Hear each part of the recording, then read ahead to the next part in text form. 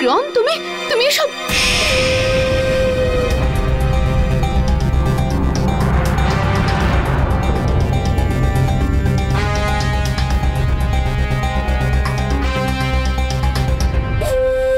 কিছু ভুল করে ফেললাম নাকি?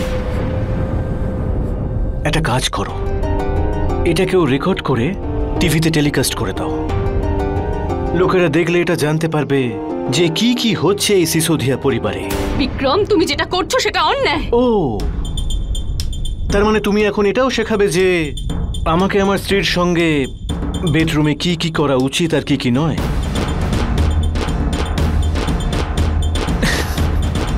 বৌদি, এইটুকু ফ্রিডম তো আমার পাওয়া উচিত। আরে আমার অধিকার। আর এমনিতেও এটাই তো আমার ভালোবাসার স্টাইল বৌদি। বিক্রম, বিক্রম, একবার ওই মেয়েটার দিকে তাকিয়ে দেখো, তোমার সন্তানের মাও। তোমার কি একটু লজ্জা করছে না? লজ্জা? আরে নিজের বউয়ের কাছে কেন লজ্জা পাবো?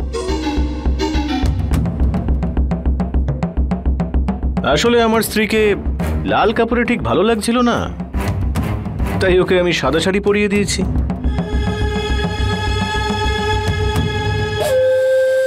এখন এটাও কি আমার তোমাকে জিজ্ঞাসা করে করতে হবে?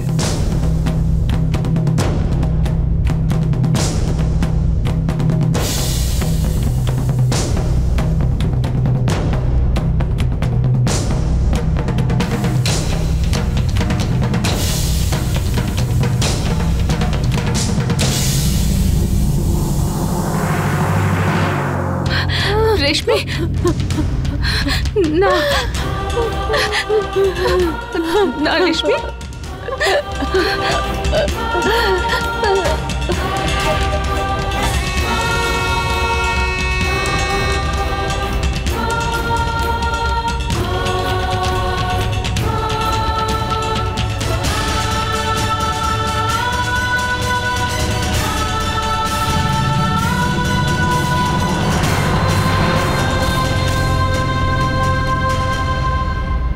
তুমি কি ভেবেছিলে এই কালো সুতো আর কালো মুক্তগুলো দিয়ে আমার ছেলেকে তুমি বেঁধে রাখবে, আর এই মঙ্গলসূত্র ওই মেয়েটার গলায় পরিয়ে দিয়ে তুমি জিতে গেছো?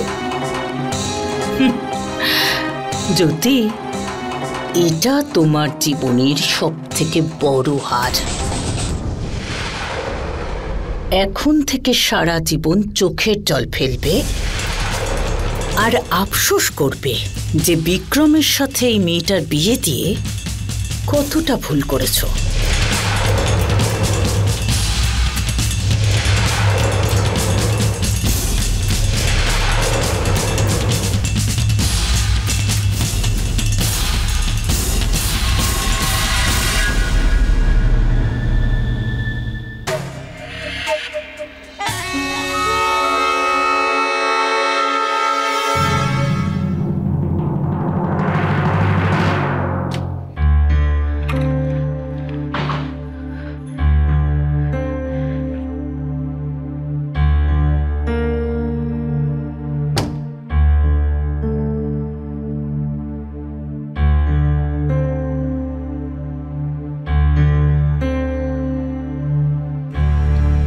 কি হয়েছে?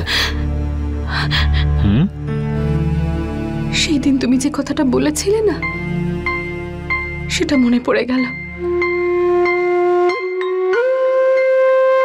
কবির যদি বিক্রম কোনোদিনও না বদলায় তাহলে?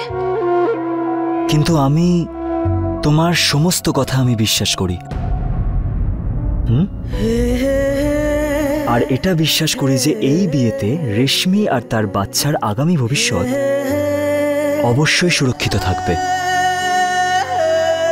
হ্যাঁ, কিন্তু একজন স্ত্রীর সবথেকে সৌভাগ্য হলো তার স্বামী সঙ্গ পাওয়া। কিন্তু আমার ভয় করছে যে নিজের ভয়টাকে নিজের বিশ্বাসের উপর হারতে দিও না জ্যোতি। আসো, বসো, আসো না, বসো বসো বসো।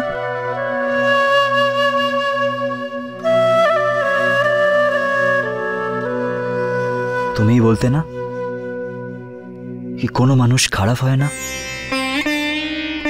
আমার এরম মনে হয় যে বিক্রম এরম রাস্তা দিয়ে চলছে যার দিকও হারিয়ে ফেলেছে, আর শুধু নিজের জেদের জন্য তোমার উপর রাগ করে আছে। আর আমি এটা বিশ্বাস করি, যেই দিন ও নিজের সন্তানের কাছে যাবে ও নিশ্চয়ই বদলাবে। তারপর তুমি দেখো, একদিন না একদিন রেশমির ভালোবাসা বিক্রমকে কাছে টেনে নিয়ে আসবে। আর কথায় বলে না যে যদি নিজের লক্ষ্য ঠিক থাকে তাহলে সমস্ত শক্তি একজোট হয়ে পড়ে ওই সত্যিটাকে সত্যি প্রমাণ করার জন্য। আর এটা আমি মানিও, তারপরেই তো তোমাকে পেলাম।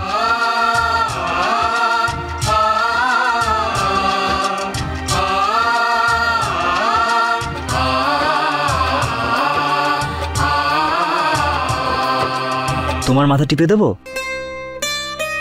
কেন? কথায় আছে, স্ত্রীর সেবা করলে ভালো ফল পাওয়া যায়। আচ্ছা,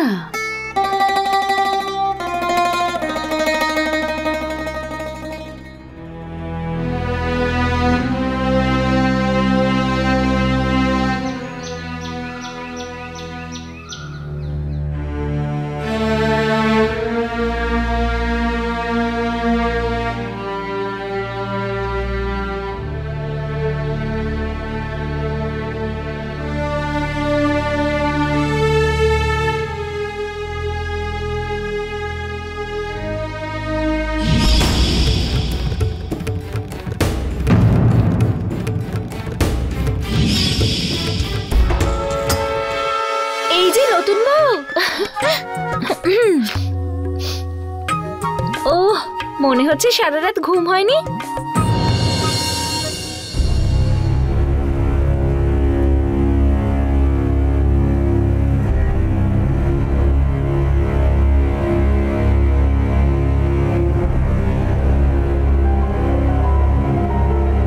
আমি এত বেশি কিছু বুঝি না, আর আমার কথা কেউ শোনেও না, কিন্তু এটুকু আমি তোমায় বলবো যে এই পরীক্ষায় নিজের ধৈর্য হারিও না। আচ্ছা, এবার চলো, এই বাড়ির বউ হওয়ার দায়িত্ব পালন করতে হবে। দিদি, আমি বুঝলাম না। আজ তোমায় রান্নাঘরে যেতে হবে, সবার জন্য মিষ্টি কিছু বানাতে হবে, যাতে সবার মনে তোমার জন্য মিষ্টি মিষ্টি কথাই থাকে। চলো। এই র্যালি যেন সব দিক থেকে সাকসেসফুল হয়। এরপরেই তো ইলেকশন। আর টাকা পয়সার কোনো চিন্তা করো না। পার্টি ফান্ডে যদি টাকার অভাব হয় তাহলে আমার সিন্দুক তো আছেই।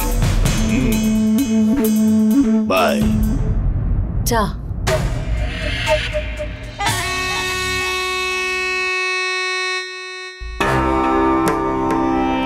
এ তো সবসময় বিষ নিয়েই আমার কাছে আসে, কিন্তু আজ কি হলো?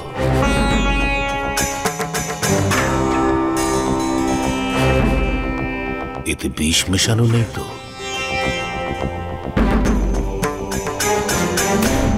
কি হলো, যা পছন্দ হয়নি? না না, ঠিকভাবে হজম করতে পারবো না, গ্যাস হচ্ছে তো। সেটাই তো, ইলেকশনে দৌড়োদৌড়িতে না সময় মতো খাওয়া না ঘুম। আয়নাতে একবার নিজের মুখটা দেখুন, কতটা ক্লান্ত লাগছে। সেটা আমি জানি, কিন্তু কি করব? আরে বিক্রম আছে তো, ওকে কাজের দায়িত্ব দিন।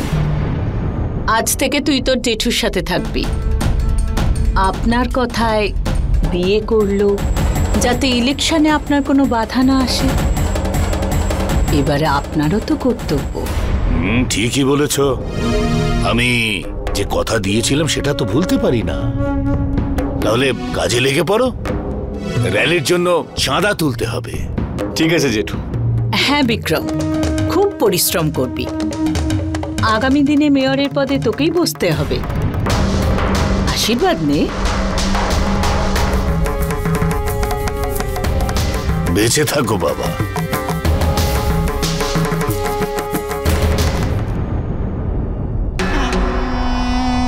এই ছেলেটা আমার জায়গা নেবে। হারমুখীর কথার মধ্যেও কখনো কখনো রাজনীতির প্যাঁচ দেখতে পাই। এটাই আফসোসের ব্যাপার, আমাকে এখনো ভালো করে চিনতে পারেনি।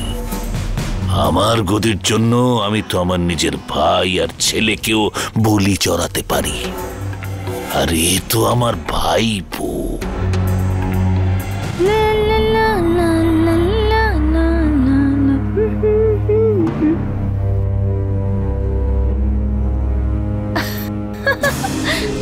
রেশমি নিজের স্বামীকে প্রথম দিনে এই পোড়া লুচিগুলো খাওয়াবে?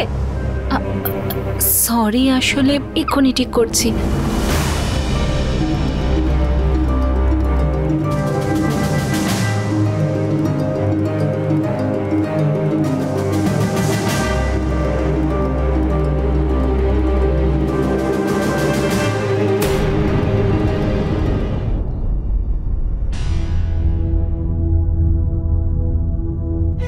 আমি জানি তুমি এখন কোন পরিস্থিতির মধ্যে দিয়ে যাচ্ছ, কিন্তু একটা কথা বলবো, ধৈর্য ধরে থাকাই হলো মেয়েদের জীবনের আসল শক্তি। ধৈর্য ধরো, বিক্রমের ঘৃণা তোমার ভালোবাসার সামনে ঠিক মাথা নত করবে।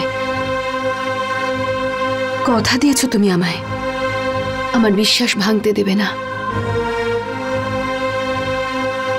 আর আমি রেশমির হাতে রান্না খেয়েছি আর প্রশংসাও করেছি। কোথায় আছে আমার সেই রেশমি?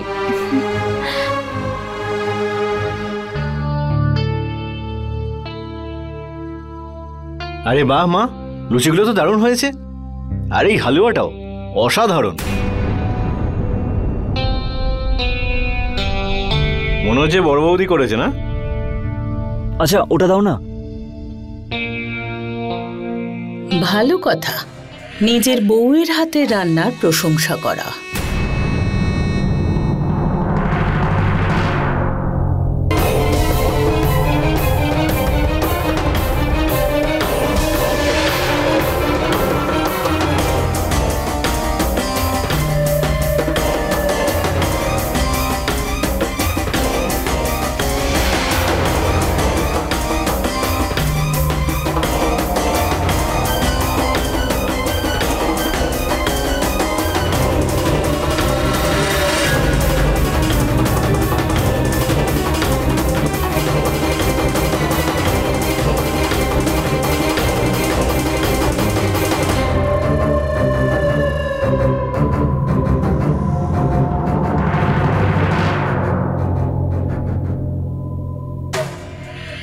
বিক্রম, কেন তুমি রেশমির সঙ্গে এরকম করছো? কি পাবে তুমি ওর সাথে এরকম ব্যবহার করে? শান্তি বৌদি, মানুষ সব কাজ নিজের শান্তির জন্যই তো করে থাকে। আর দেখোই না, তুমি আমার ইচ্ছের বিরুদ্ধে আমার বিয়েটা রেশমির সঙ্গে দিয়ে দিলে যাতে তুমি শান্তি পাও। সেটাই আমি করছি নিজের মনের শান্তির জন্য। যতটা ও কষ্ট পাবে না, ততটাই আমি মনে মনে শান্তি পাবো। বিক্রম, বিক্রম, ও তোমার এখন বিবাহিতা স্ত্রী। আমি তোমার সামনে হাত জোড় করছি। সব খেলাই জানো দেখছি তুমি বৌদি। যখন দেখলে যে জোর করে কোনো কাজ হচ্ছে না, তখন আমার সামনে হাত জোর করছো। না, আমি মন থেকে চাই যাতে তুমি আর রেশমি। কখনো তোমার দেওরের ব্যাপারে ভেবেছো বৌদি, যে সে কি চায়? তোমার পরাজয়। তুমি কি ভেবেছিলে যে এই বিয়েটা দিয়ে তুমি জিতে গেছো? না বৌদি, এই বিয়েটা তোমার জীবনের সব থেকে বড় হার হবে। সব সময় তুমি এটা ভেবে পস্তাবে যে আমি রেশমির সঙ্গে বিক্রমের বিয়েটা দিয়েছি, কিন্তু কেন দিয়েছি? এমন অবস্থা করবো ওই রেশমি। তুমি এরকম করতে পারবে না। তুমি আটকাবে আমাকে? স্বামী স্ত্রীর বন্ধ ঘরের মধ্যে ঢুকে। বিক্রম, তুমি প্লিজ এরকম কিচ্ছু করবে না।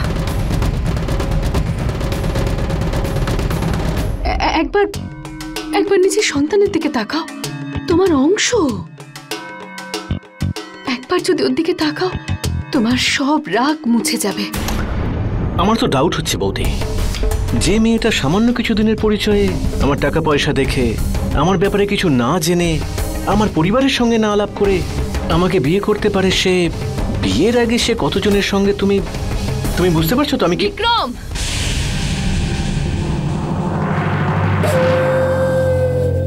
লজ্জা করে না তোমার নিজের স্ত্রী সম্বন্ধে এত নোংরা কথা বলতে? মেয়েরা যখন মন থেকে কাউকে ভালোবাসে তখন তাকে নিজের ঈশ্বর বানিয়ে ফেলে। রেশমিও সেটাই করেছিল। নিজের ঈশ্বরকেও কি করে সন্দেহ করত? কিন্তু তুমি না ওর শ্রদ্ধা দেখতে পেয়েছো, না ভালোবাসা। এক্সকিউজ মি, তোমার ভাষণ শোনা ছাড়াও আমার অনেক রকমের কাজ আছে। তবে তোমার ভাষণ দেওয়ার যদি এতই শখ থাকে তাহলে একটা পরামর্শ দিচ্ছি, তুমি না জেঠুর পার্টি জয়েন করে নাও। ভালোবাসা, পুজো, সব ফালতু কথা।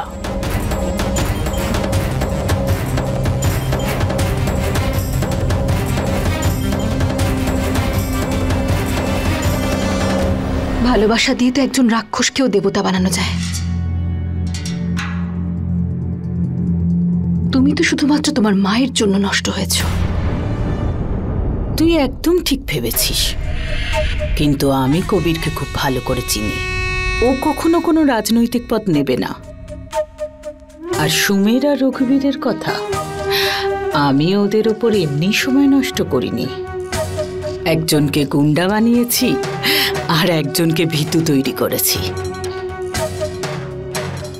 তুই ছাড়া মেয়র সাহেবের কাছে আর দ্বিতীয় কোনো অপশন নেই যে খুব যোগ্য। যা, রাজনীতি তো তোর রক্তেই। আর বাকি রইল কবির। যদি ও মাঝখানে আসে তাহলে ওকেও সরিয়ে দেওয়ার দায়িত্ব আমার।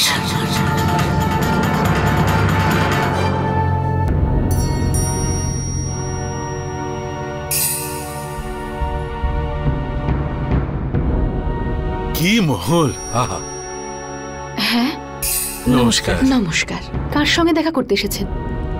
আমার সঙ্গে দেখা করতে এসছে আমার অতিথি। আর অতিথি নয়, আমাদের বেয়াই হতে চলেছেন উনি। তাকিয়ে আছো কেন? যাও, কিছু খাবারের ব্যবস্থা করো। আমি ওনার মেয়েকে বিয়ে করতে চলেছি।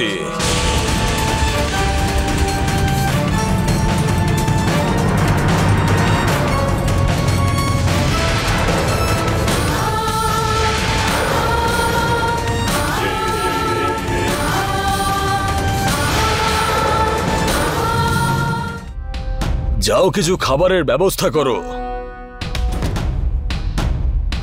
আমি ওনার মেয়েকে বিয়ে করতে চলেছি।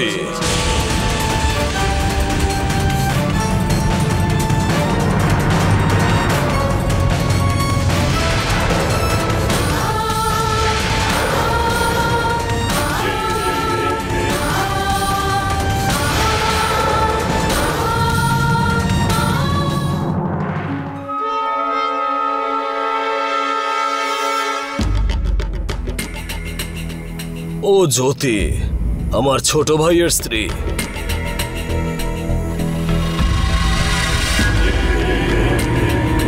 আর তুমি ওখানে হাঁ করে দাঁড়িয়ে আছো কেন? যাও, গিয়ে সাহায্য করো। দেখো যেন সবকিছু ঠিকঠাক হয়। আর উনি কে? আমাদের বাড়িতে কাজ করে। এই বাড়িতে চাকরদেরকেও এইভাবেই সম্বোধন করা হয়। বসুন।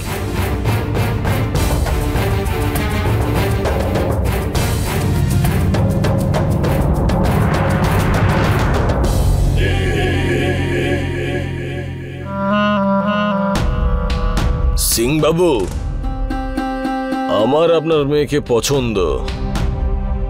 আপনি পুরোহিত রাখবেন নাকি আমি দিনক্ষণ ঠিক করব?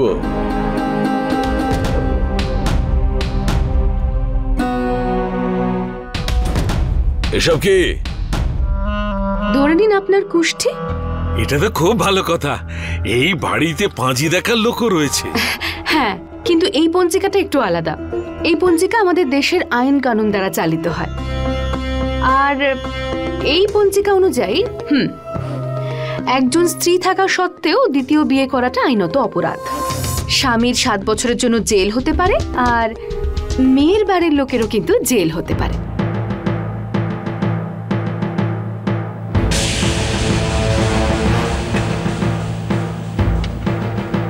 চলো ওঠো।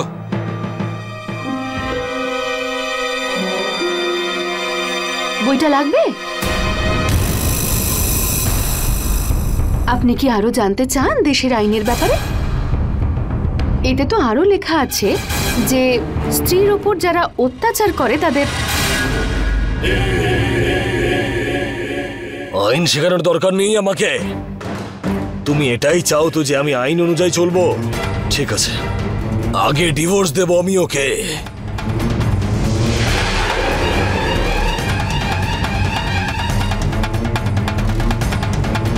আর তারপরে চতুর্থ স্ত্রীকে নিয়ে আসবো এই বাড়িতে। তারপরে দেখি তুমি কি করো।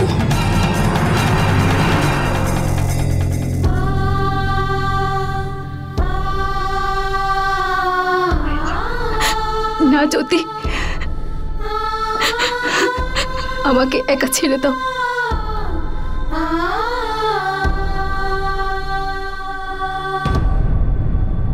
এই র্যালিতেও তুমি যদি একটা সুন্দর বক্তব্য রাখো তাহলে আমাদের ভোট 25% আরো বেড়ে যাবে। বাবা দেখুন, আমি ক্ষমা চাইছি, কিন্তু এই রাজনীতি ফাজনীতি আমি বলেছিলাম এগুলো আমার দ্বারা হবে না। জানো বাবা, ভগবান শ্রীকৃষ্ণ বলেছিলেন রাজনীতির থেকে কেউ বেরিয়ে আসতে পারে না। দেখো, আমি তোমার এই ব্যাপারটা রেসপেক্ট করি যে তোমার পদের কোনো লোভ নেই। তুমি সবার মাঝখানে থেকে সমাজ সেবা করো, তাহলে একসঙ্গে অনেক মানুষের কাছে তোমার কথা পৌঁছে যাবে। থ্যাংক ইউ বৌমা।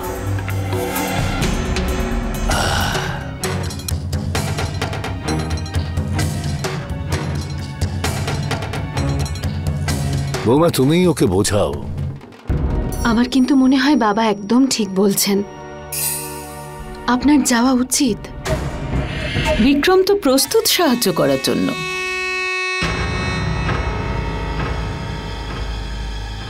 নমস্কার সরকার।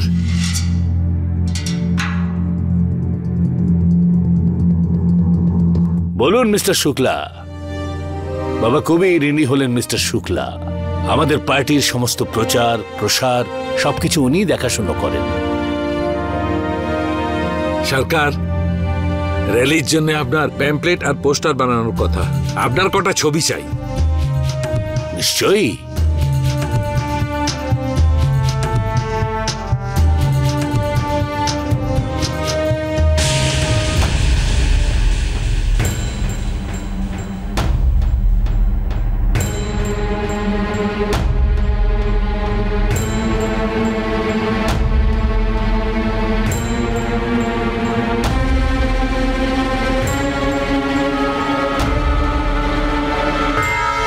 এসো বাবা কবির।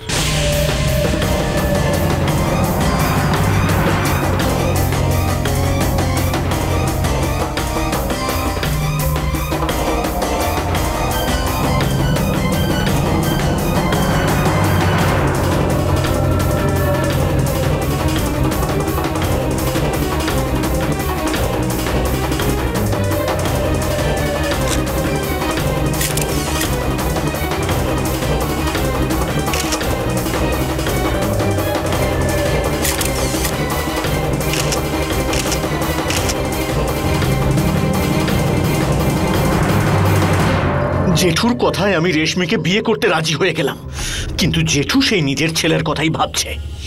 কবিরের সঙ্গেই ফটো তুললেন উনি, আমাদের দূরে ঠেলে দিল তো। চিন্তা করিস না, মেয়র সাহেবের পর ওই পদে তুই বসবি। ভালো কথায় না শুনলে জোর করে শোনাবো। কি এমন করবে তুমি? প্রয়োজন পড়লে প্রাণটাও নিয়ে নেব, কিন্তু আমার ছেলের অধিকার ছাড়বো না। মাননীয় কবির প্রতাপ সিং সিসোদিয়া, ভালো লাগছিল তোমাকে ফটো তোলার সময় যখন পোজ দিচ্ছিলে। এক মুহূর্তের জন্য তুমি ভয় পেয়ে গেছিলাম। আমি ভাবছিলাম ও কি আমার স্বামী নাকি কোনো নেতা। মনে হয় একবার আবার প্রমাণ দিতে হবে যে আমি তোমার স্বামী। আচ্ছা, কি করে?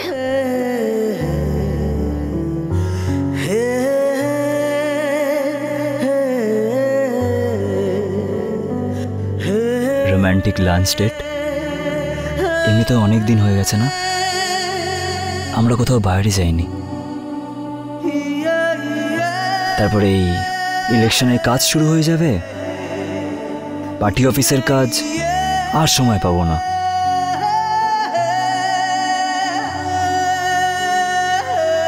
কি হলো, কোনো উপোস টুপোস রেখেছো নাকি? না না, কিছু না, যাব। ঠিক আছে, তাহলে তোমার ওই ফেভারিট রেস্টুরেন্ট, আমি পার্টি অফিস থেকে বেরিয়ে তোমায় কল করব, ঠিক আছে?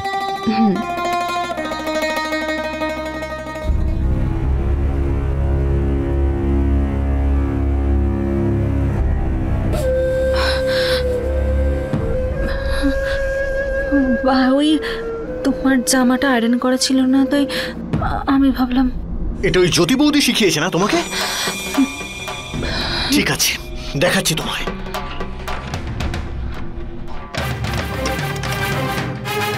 এই নাও, এই নাও।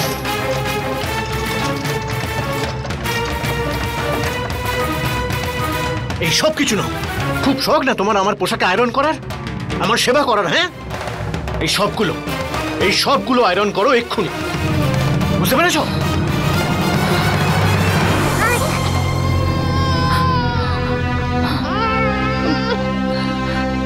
না শোনা, না, চুপ কর বাবা, আমি এখানেই আছি।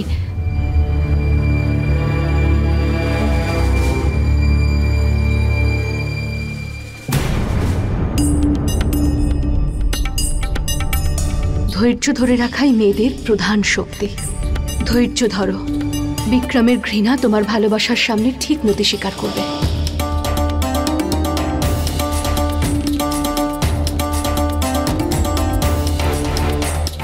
রাগ করে হলেও আজ প্রথমবারও আমাকে কোনো কাজ তো দিয়েছে।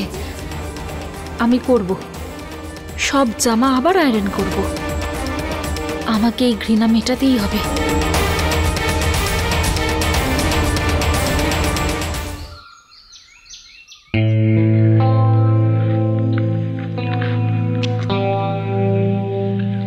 এত সব কাজ এত তাড়াতাড়ি হয়ে গেল, ভেরি গুড।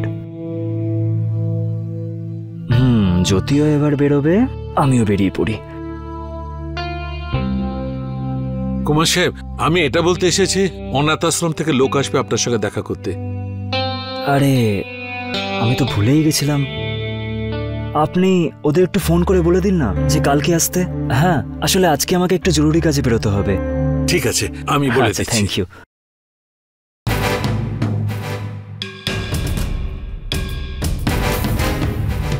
তোমার এই মুখটাকে অ্যাসিড দিয়ে পুড়িয়ে ফেলবো, আর সেই একই অবস্থা করব তোমার সেই রক্ষাকর্তা জ্যোতির। আর তুমি যখন কথা শোনোনি তখন শাস্তি তো পেতেই হতো।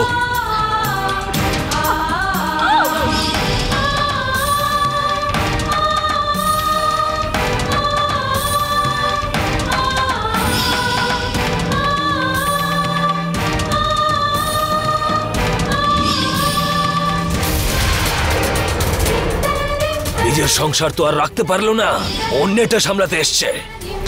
আজ পর্যন্ত সন্তান দিতে পারোনি আমাকে, আর কি শুনবে?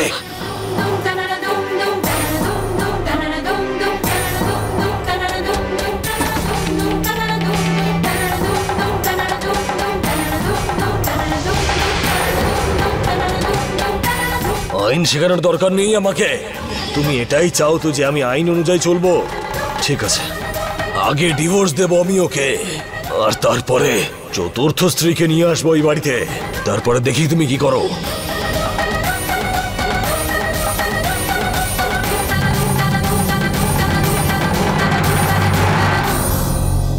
কবির এতক্ষণে বেরিয়ে গেছে নিশ্চয়ই। আমিও কিছুক্ষণের মধ্যেই পৌঁছে যাব।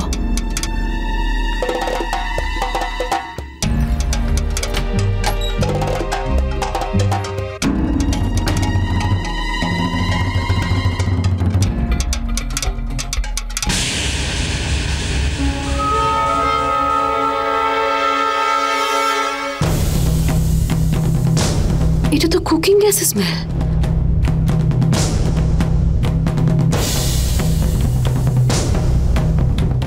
আইন শেখানোর দরকার নেই আমাকে। তুমি এটাই চাও তো যে আমি আইন অনুযায়ী চলবো? ঠিক আছে, আগে ডিভোর্স দেব আমি ওকে।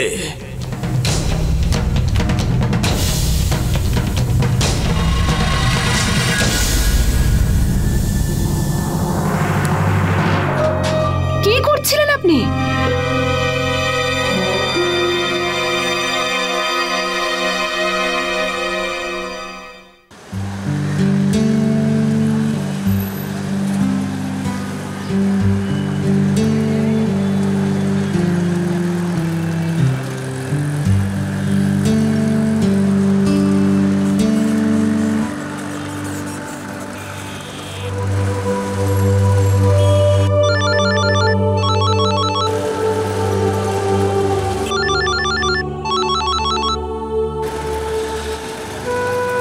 ফোনও তুলছে না।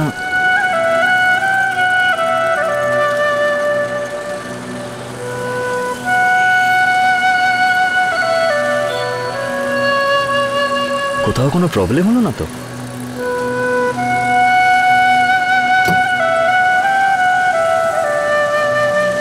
দিদি কোথায় মন ছিল আপনার? পুরো কিচেন গ্যাসের গন্ধে ভরে গেছিল। বড় বিপদ হয়ে যেতে পারতো, আগুন লাগতে পারতো, আপনার প্রাণ চলে যেত। ভালোই হতো, ভালোই হতো যদি আমি মরে যেতাম। দিদি, দিদি, হ্যাঁ জ্যোতি,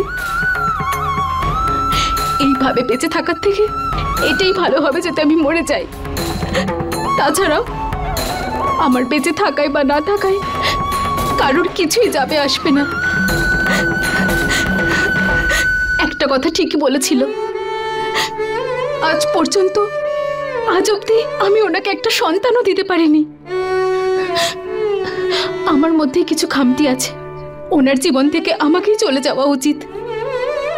যদি আবার উনি বিয়ে করেন, অন্তত ওনার বংশতে এগোবে। না দিদি,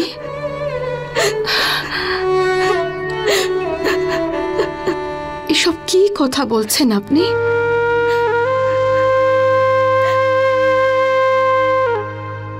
দাদার তো আগেও দুটো বিয়ে হয়ে গেছে, সেই দুই মহিলারও তো বাচ্চা হয়নি। ওনারা দুজনেই কি মা হতে পারেননি? সমস্যা মেয়েদেরই থাকে তা নয়, পুরুষের মধ্যেও থাকতে পারে। কিন্তু এই সমাজ তো শুধু মহিলাদের কি দোষী সাব্যস্ত করে জ্যোতি। কোথাও না কোথাও ভুল আপনিও করেছেন দিদি। দাদা যখন আপনার বাড়িতে সম্বন্ধ নিয়ে গেছিল, তখন আপনি একবারও ভেবে দেখেননি যে ওনার প্রথম দুই স্ত্রীর কেন সন্তান হয়? যদি আমি যে পরিবারে জন্মেছিলাম সেখানে মহিলাদেরকে ভাবার সুযোগটাও দেওয়া হয় না। তুমি জানো, বিয়ের আগে পর্যন্ত আমি সুমিরের মুখটাই দেখিনি। মেয়েদের পরিবার তো শুধু ব্যাস ভালো একটা পরিবার দেখে মেয়েদেরকে বিয়ে দিয়ে দেয়। তারা এটাও ভাবে না যে একটা মেয়ের জন্য ধন সম্পত্তির থেকে বেশি সে ছেলেটার পাশে থাকাটা জরুরি। আমি সবকিছু বুঝতে পারছি, কিন্তু ছোটবেলায় মা বাবা আমাদের আরো একটা শিক্ষা দিয়ে থাকেন, অন্যায়ের সাথে আপোষ করতে নেই। দিদি, নিজেকে দোষী সাব্যস্ত করলেই সমস্যা সমাধান হবে না। আর সন্তানের জন্ম দেওয়াটা শুধুমাত্র মেয়েদের হাতে থাকে না, হতে পারে দাদারই কোনো সমস্যা আছে। তার জন্য আপনাদের দুজনকে ডক্টরের সাথে কথা বলতে হবে। কিন্তু তোমার মনে হয় যে সুমের আমার কথা শুনবে? সন্তানের জন্ম তো উনিও দিতে চান, চেষ্টা করে দেখা যাক না। সবার আগে মন থেকে এই ভয়টা দূর করে দিন যে আপনি কোনোদিন মা হতে পারবেন না। এখন বিশ্রাম করুন আপনি। না না, খাবার দেওয়ার সময় হয়ে গেছে আর রান্নাঘরে অনেক কাজ আছে। সেসব কাজ না হয় আমি করে নেব, এখন আপনি বিশ্রাম করুন। জনতাদের একদম হাতের মুঠোয় করে নিয়েছে। এসব ও করেনি স্যার, এই সব ওর ছেলে কবির করেছে। গরিব জনগণের সাপোর্ট আছে ওর সঙ্গে। ভোট কাটার কোনো রাস্তা দেখতে পাচ্ছি না স্যার। রাস্তা তো সব সময়ই থাকে, কিন্তু আমরা দেখতে পাই না। খুঁজুন, যদি সোজা রাস্তায় না হয় বেঁকা রাস্তাতেই খুঁজুন। এই ইলেকশনটা আমাকে যে কোনো অবস্থাতেই জিততে হবে, তার জন্য আমি যা ইচ্ছা করতে পারি। রাস্তা খোঁজার কোনো প্রয়োজন নেই। কখনো কখনো রাস্তা নিজে পথিকের কাছে চলে আসে। আরে আপনি আপনার বাড়ির লোককে ছেড়ে দিয়ে আমাকে সাহায্য কেন করবেন? বিভীষণ ও রাবণের সঙ্গ ছেড়ে রামকে সঙ্গ দিয়েছিল। পরে লঙ্কার সিংহাসনে উনি বসেছিলেন। রাস্তাটা তো বলুন।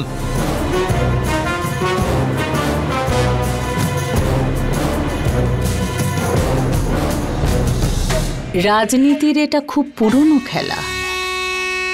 চেয়ারের জন্য বলিও দিতে হয়।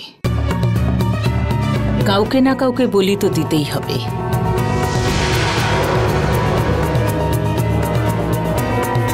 চেয়ার আমি খুব ভালোবাসি, তার জন্য তো আমি যা কিছু করতে পারি। আর একবার নামটা তো বলুন।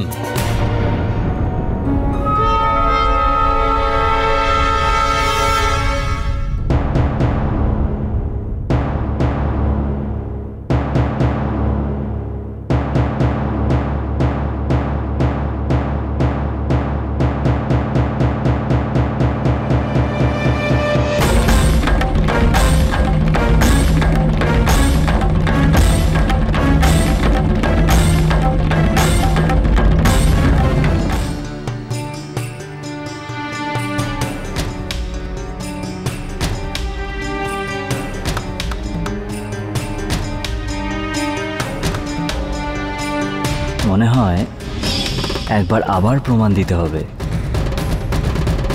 যে আমি তোমার স্বামী। কি করে? Romantic lunch date. এমনিতে অনেক দিন হয়ে গেছে না, আমরা কোথাও বাইরে যাইনি।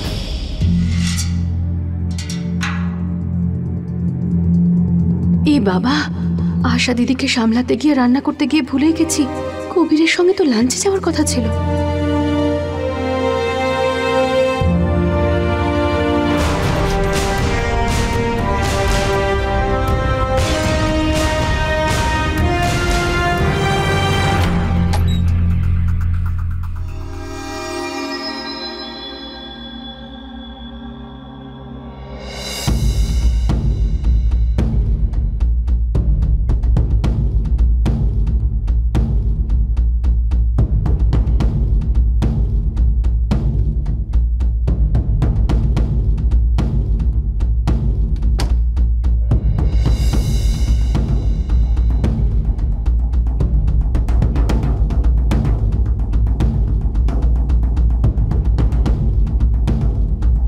কবির, সরি, আসলে ওই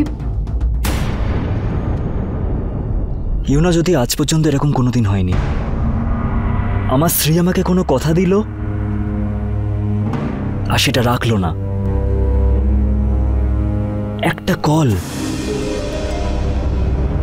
একটা কলও করতে পারলেন আমাকে।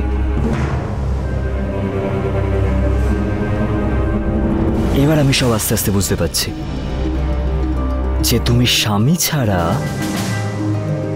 পুরো বাড়ির দায়িত্ব খুব ভালোভাবে পালন করেছো তুমি। জ্যোতি একজন পারফেক্ট গৃহবউ।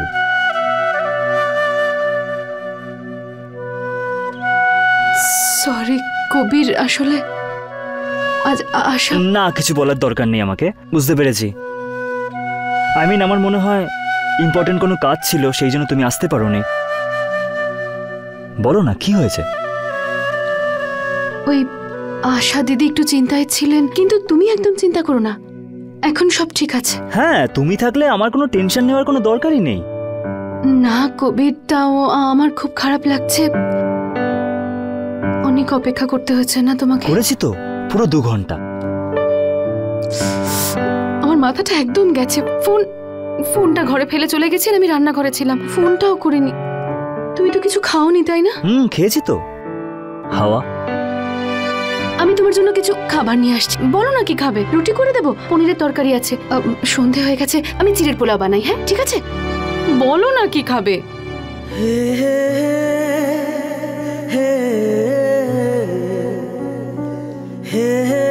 একটু ভালোবাসা।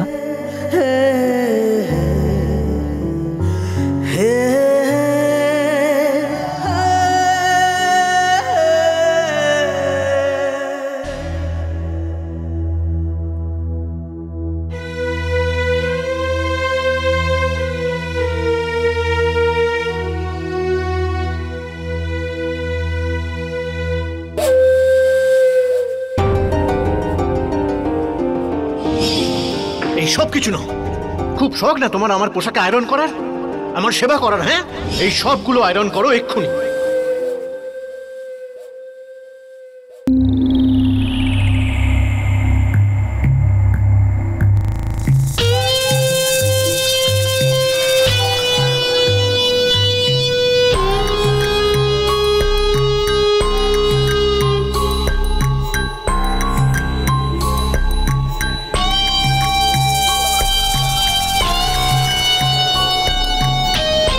দাও, আমি এগুলো রেখে দিচ্ছি।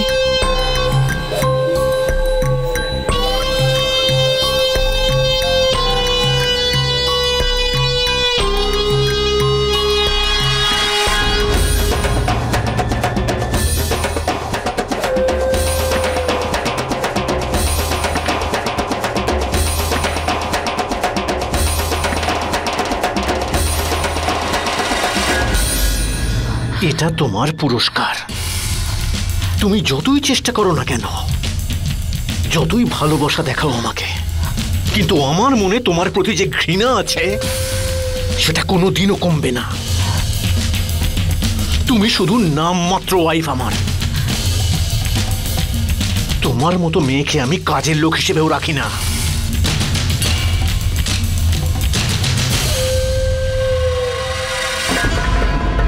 যদি আজকের পরে তুমি আমার কোনো জিনিসেও হাত দাও না, তাহলে এইভাবে সেটা নষ্ট করে দেব। তাহলে তুমি তো নিজেকেও শেষ করে ফেলবে, কারণ আমি তোমাকেও ছুঁয়েছি,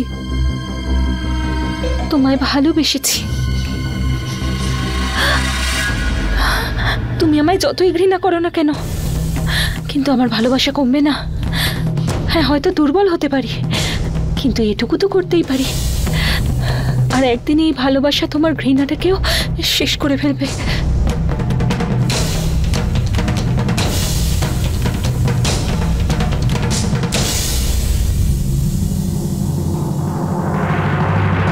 তুমি শুধু নামমাত্র ওয়াইফ আমার। তোমার মতো মেয়েকে আমি কাজের লোক হিসেবেও রাখি না।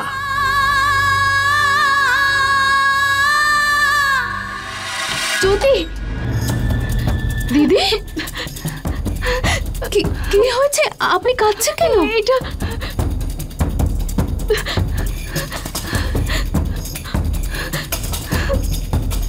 এগুলো তো ডিভোর্স পেপার। একদম ঠিক পড়েছো তুমি।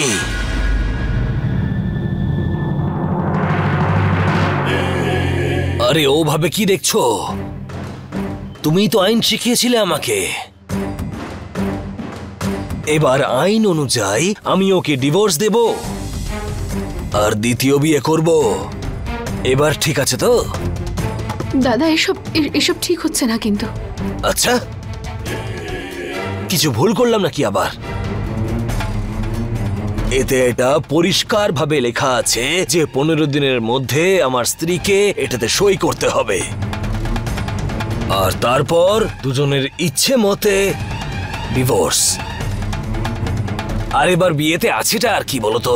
হ্যাঁ, আমি তো অমানুষ,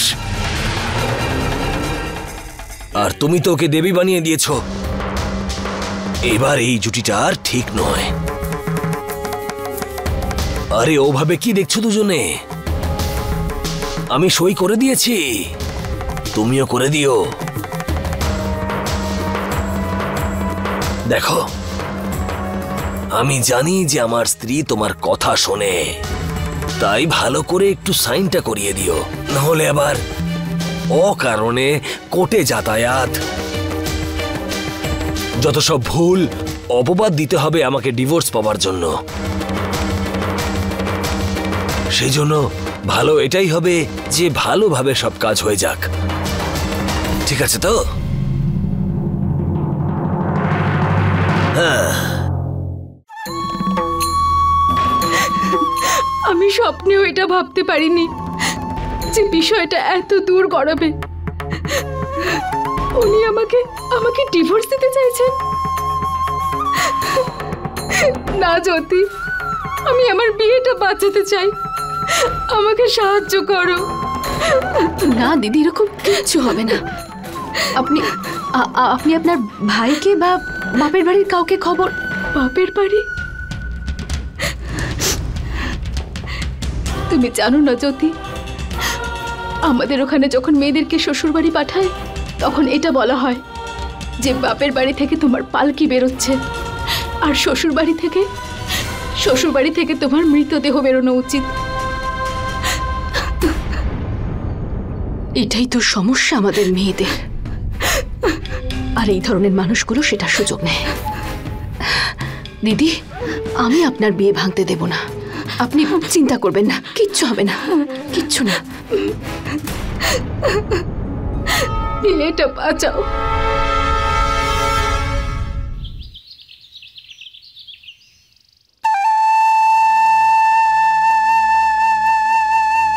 ভালো লাগছে তোমাকে এই শার্টটা পরে। আচ্ছা, নিজের প্রশংসা করছো তুমি? হ্যাঁ। এই শার্টটা তুমি গিফট করেছিলে, আর তোমার পছন্দের কোনো তুলনাই হয় না। নিজের পছন্দ নিয়ে তো আমি অহংকার করি।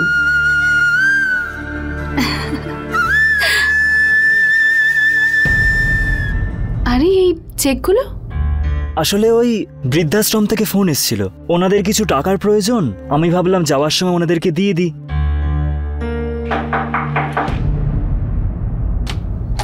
বাবা কবির, প্রণাম বাবা। প্রণাম নেবেন বাবা। আমার আশীর্বাদ তোমাদের দুজনের সঙ্গে রয়েছে। এখন চলো, তোমাকে নিয়ে যেতে এসেছি। র্যালির কাজটা খুব ভালোভাবে চলছে, আর আজ প্রেসের লোকেরা আমাদের পার্টি অফিসে এসেছে। আমি চাই যে তুমি আমার সঙ্গে থাকো। বাবা, আপনি জানেন তো যে মিডিয়ার সামনে গিয়ে কিছু বলার সময় আমার মনে হয় ওদের সামনে কিছু করে দেখাতে হবে। হ্যাঁ বাবা, তোমার এই সিদ্ধান্তে আমি ওয়াকিবহাল আছি, কিন্তু বাবা কবির, কখনো কখনো বলবার দরকার হয় যাতে মানুষ সব জানতে পারে, আর তারা আমাকে ইলেকশনে জেতায় আর আমরা তাদের সেবা করতে পারি। হ্যাঁ, কিন্তু আমি প্লিজ ওকে তুমি বোঝাও বৌমা। তোমার স্বামী যখন জনতার সঙ্গে কথা বলে না, তখন সেই কথার প্রভাব আমাদের সুফল দেয়। কবির, আমিও কিন্তু বাবার কথার সাথে একমত। ঠিক আছে, আপনার পার্টিতে আর একটা ভোট জয়েন হলো। এটা রাজনীতি মেয়র বাবু, সবাইকে মাথায় তুলতে হয়। ব্যাস ইলেকশনটা হয়ে যাক আর আমি একবার জিতে যাই, তারপর তো সবাইকে আমার কথাই শুনতে হবে। আমি যে আপন নই সেটা তো প্রমাণ করে দিল জেঠু। নিজের ছেলে কবিরকে নিয়ে গেল আর আমাকে জিজ্ঞাসাও করলো না। তুমি যে স্বপ্নটা দেখছো না মা, সেটা জেঠু কোনোদিনও পূরণ হতে দেবে না। আমাকে রাজনীতিতে নিয়ে আসতেই চায় না, ওই চাঁদা চাওয়ার মতো ছোটখাটো কাজ করার জন্য পাঠিয়ে দেয়। আর মা, মা, আমার এখানে মাথা খারাপ হয়ে যাচ্ছে আর তুমি তুমি হাসছো। আমি তো মেয়র সাহেবের ভাগ্য দেখে হাসছি। তোর ভবিষ্যৎ আমি পরিষ্কার দেখতে পাচ্ছি, তুই কবিরের জায়গায় দাঁড়িয়ে, আর সবাই তোর জন্য হাততালি দিচ্ছে।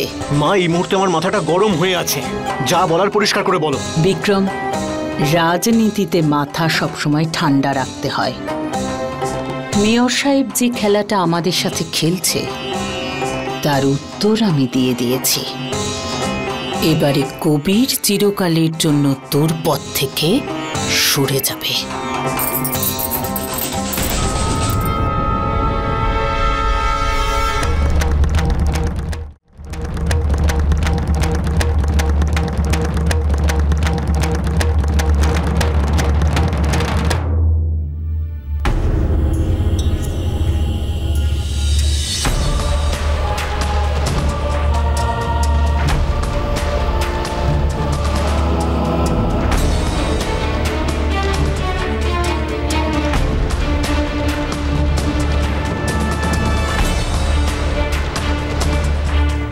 বৌমা, তুমি বাড়ির বাইরে যাচ্ছ আর বাড়ির বড় কাউকে বলার প্রয়োজন মনে করলে না? কবির নিজের চেকটা নিয়ে যেতে ভুলে গেছে, সেটাই দিতে যাচ্ছি।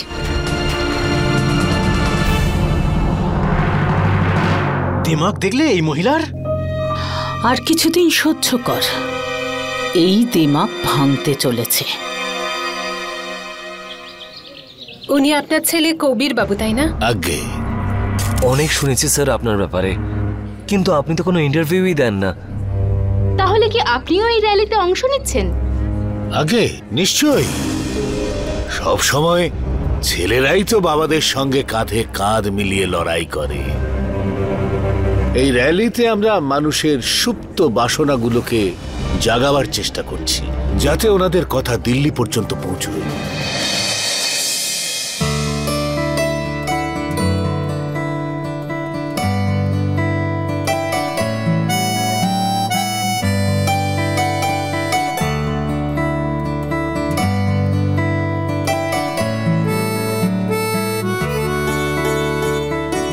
আরে তুমি এখানে কিভাবে?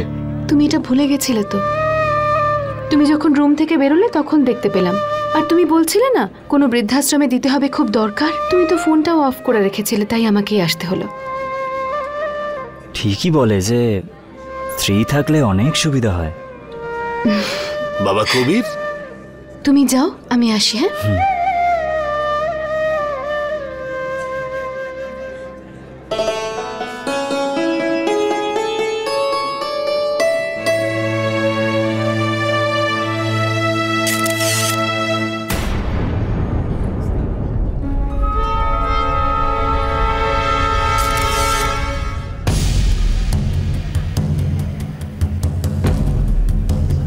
এই লোকটা এখানকার ছবি কেন তুলছে?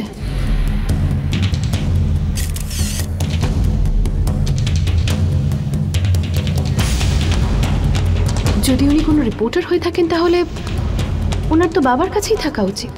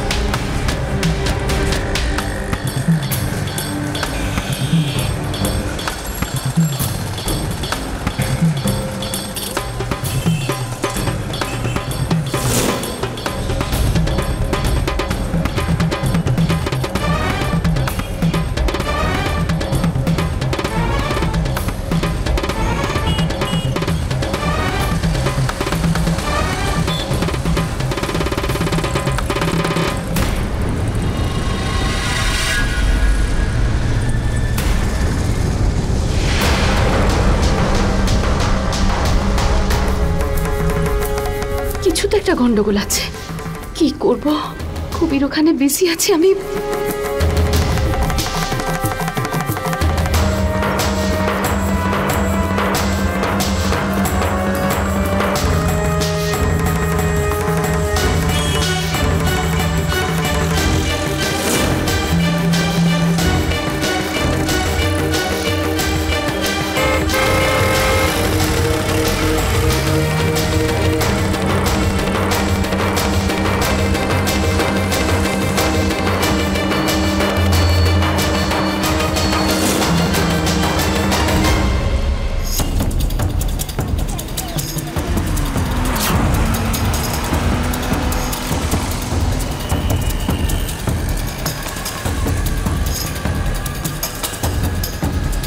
আপনার কথা মতো আমি পার্টি অফিস আর যেখানে সভা হওয়ার কথা সেখানকার ছবি তুলে নিয়েছি আর প্ল্যান করে নিয়েছি যে কোথা থেকে গুলি চালাবো।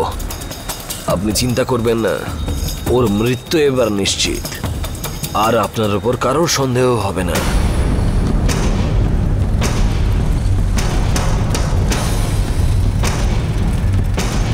কোথাও একটা গন্ডগোল আছে। হে ভগবান, बाबा बा कबीर कोनो विपद हमें ना तो। अपने पसंदीदा शो के फुल एपिसोड देखने के लिए अभी डाउनलोड करें दंगल प्ले ऐप।